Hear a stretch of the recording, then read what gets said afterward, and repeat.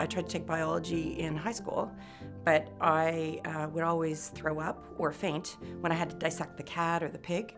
I ended up becoming an engineer. I was the very first year they sent women to work on the oil rigs.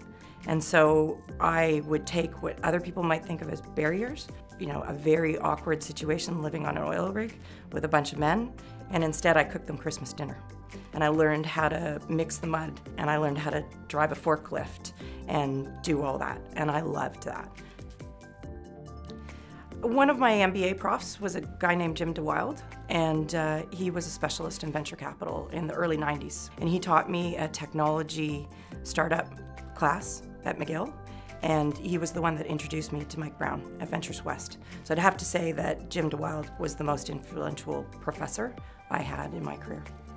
I went from being an oil and gas engineer to managing to be a venture capitalist, building a life sciences practice where, you know, I didn't have a life sciences background. I made 25 investments in Canadian companies. One of the things I'm most proud of is that of those companies, 6 products were developed from human health. So as an early stage venture capitalist, those are pretty good odds. People talk about impact investing, and I can't imagine a place that you have better impact than to improve somebody's health. And that's what we do every day.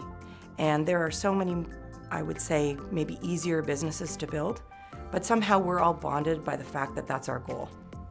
I think we're right on the edge. I think it's why we're so excited. Those of us who have been in this industry for this long, we feel a sense of a critical mass, of what I like to call velocity, to where we can be self-fulfilling and we can run at the speed that we want to run at.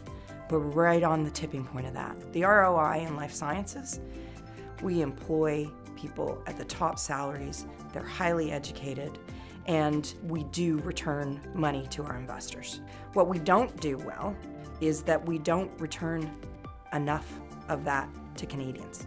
Is by the time the company gets sold or becomes public, Canadians tend to own less than 10%. That's not enough to take that velocity that I talked about and really accelerate our growth. And we need a little bit more investment of Canadian dollars before a company accesses international money or alongside international money.